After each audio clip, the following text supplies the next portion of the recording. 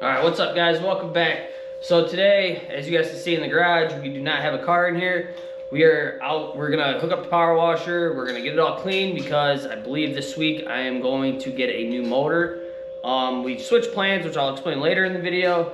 But yep, today we're gonna get all this organized, we're gonna power wash the car, and then get it all cleaned up, all degreased, everything inside the motor bay. All cleaned up, so then this week or next week, whenever we get the motor done, then we can have a fresh start and go ahead and put it in. So we're gonna get to washing and we'll see you guys here in a second.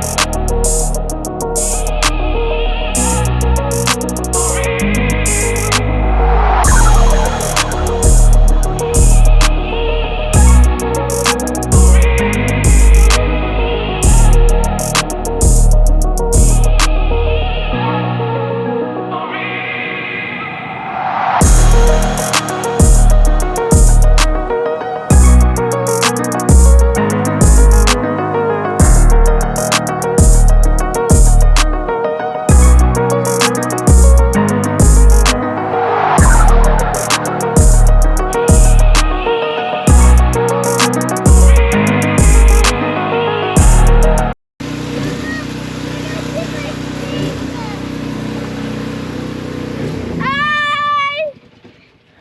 Hi! Hello!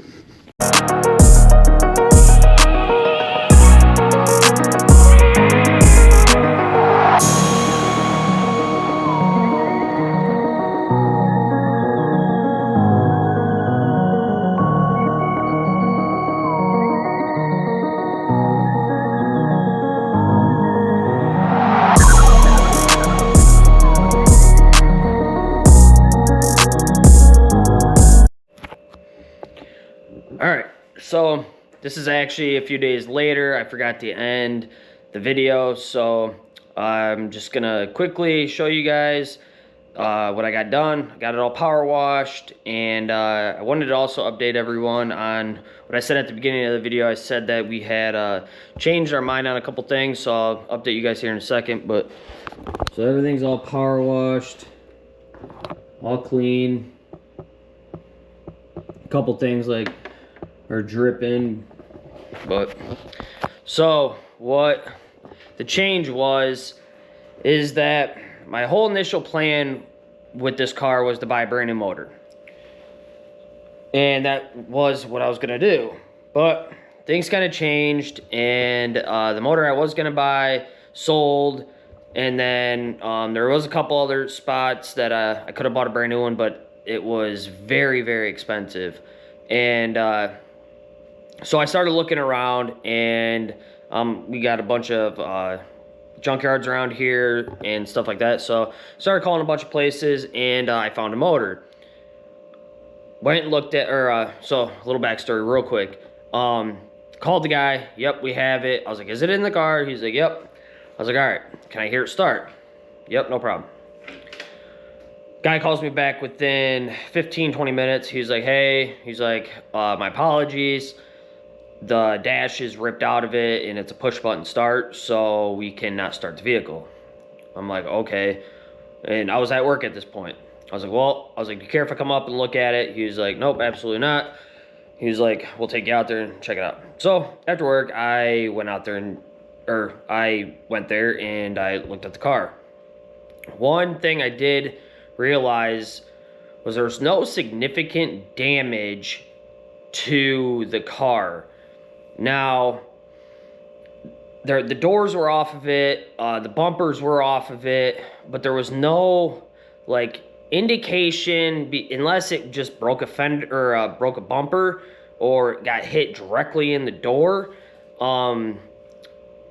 That kind of threw a red flag for me. So, anyways, the guy get knocked a couple $100 off because he couldn't prove that it was started. Blah blah blah. So I come home, I'm thinking about it, and like I just said, it was just super weird to me that there was no crazy, like everything was intact. Like the radiator was intact, did not get hit in the front at all unless it just broke a bumper, but that doesn't mean that it was totaled.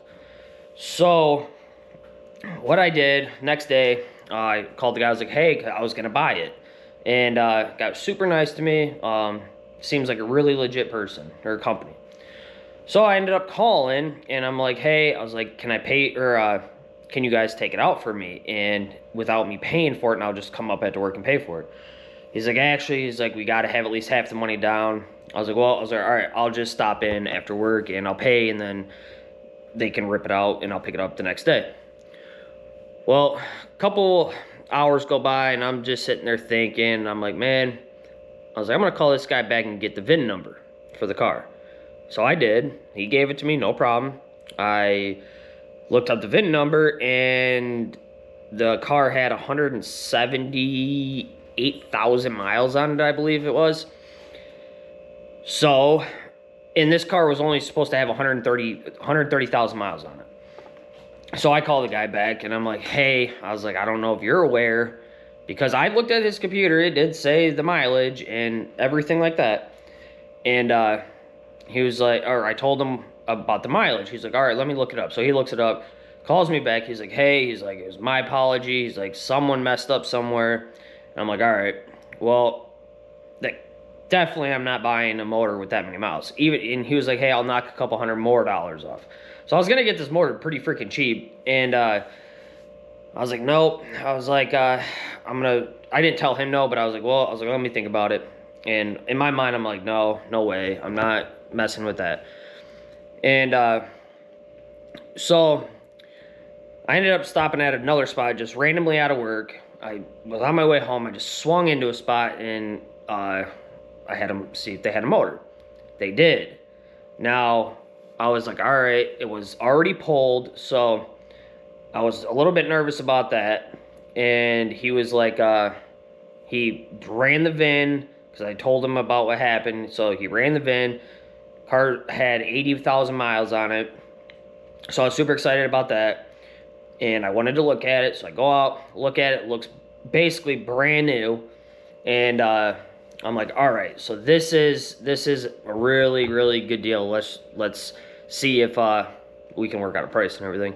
Ended up going in, talked to the guy for a while, and ended up getting the motor for a couple $100 more than what the bottom dollar was for the one with the 180,000 miles, I should say. So I did go with the used motor. Now, my theory behind going with the used motor is I was just gonna take the motor and instantly take it to get a timing chain done, because that's what these cars are notorious for. And it was gonna cost me about $1,000 to get a timing chain done. And I was like, all right, so that was my initial plan. Just take it, timing chain, then I got basically a brand new motor. And but I was talking to that guy and I'm like, hey, what kind of warranty do I have with this? He was like, well, you got 30 days and if there's anything wrong with it, we'll either find you a new one or you can just have your money back. I'm like, all right, cool. So I'm not gonna do a timing chain right now.